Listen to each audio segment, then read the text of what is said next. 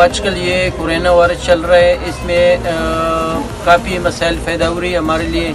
कपड़ा लेट हो रहे हैं और सीज़न हमारा आ रहा है, आ गया है, तकरीबन काफ़ी नुकसान उठाना पड़ रहा है इसी वजह से।